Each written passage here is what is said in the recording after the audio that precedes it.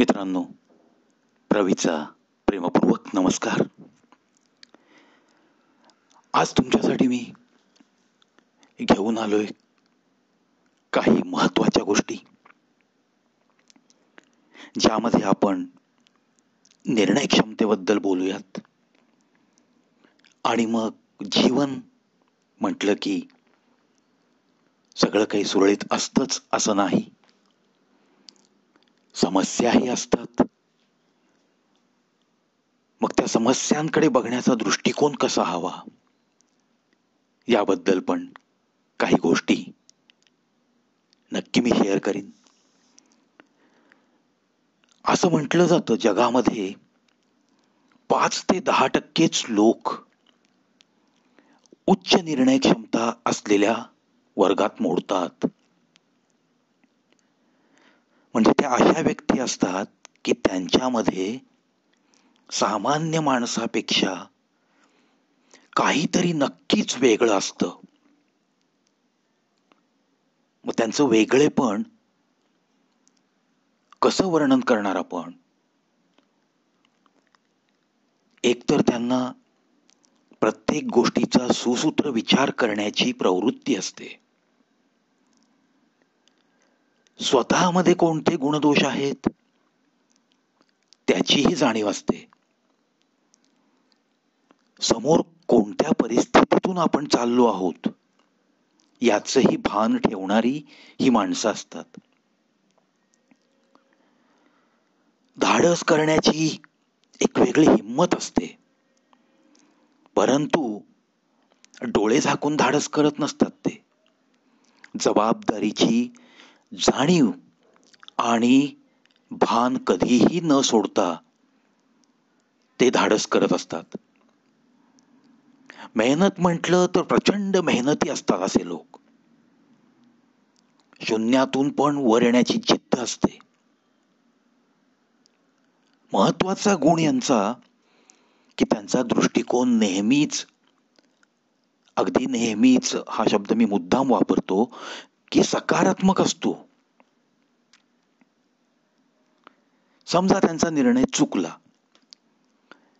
तर त्यातून शिकून स्वतःमध्ये बदल घडवण्याची त्यांची वृत्ती असते.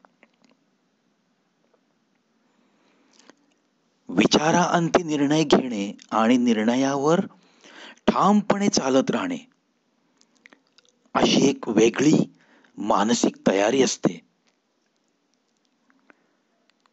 ज्यांची निर्णय क्षमता अशी उच्च कोटीतील आहे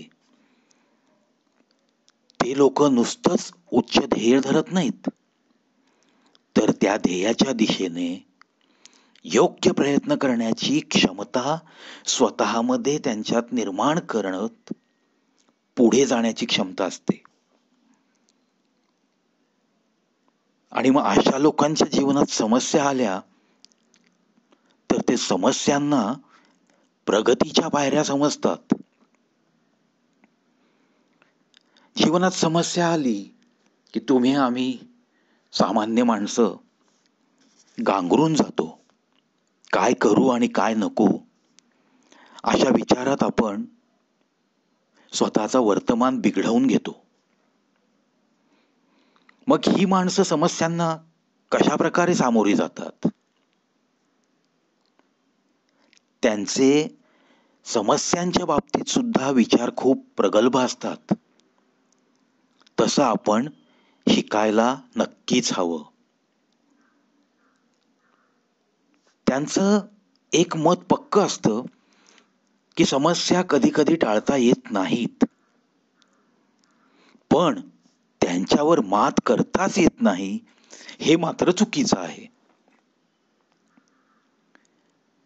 ते असंही मानतात, समस्या असतील तरच जीवनाला काहीतरी अर्थ आहे. म्हणजे त्याच्याही पुढे जाऊन त्यांचे समज असे आहेत की समस्यांमुळेच खरं तर जीवनाला रंगत येते. असं समजण्यासाठी केवढी मानसिक ताकद लागते ना. त्यांचं स्पष्ट मत असं आहे की समस्या आल्याच पाहिजेत, त्या सोडवतानाच आपल्या सृजनशील बुद्धीची वाढ होत असते. आपल्या धारिष्ट्याची ती एक परीक्षा असते. आणि समस्या असतील तरच ते म्हणतात की जीवनात खरा जो धडपडण्याचा आनंद आहे ना, तो आनंद त्यातूनच मिळतो. आणि मग हे एकदा शिकलो की आपण अधिकाधिक जबाबदारी उचलून स्वावलंबी बनायला लागतो. प्रगल्भ विचाराची माणसंच अशी काही तुमच्या आमच्यापेक्षा थोडी वेगळीच असतात. आणि जिथं वेगळेपण आहे ना, तिथं मग तुम्हाला मुबलक संख्या दिसणं अवघडच असतं ना. उच्च निर्णय क्षमता असणं आणि प्रगल्भ विचार असणं हेच तर एका चांगल्या व्यक्तित्वाचं दर्शन असतं.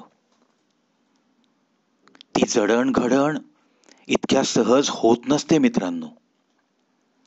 तसं बनण्यासाठी त्या त्या व्यक्तींनी मागे किती कष्ट केले असतील,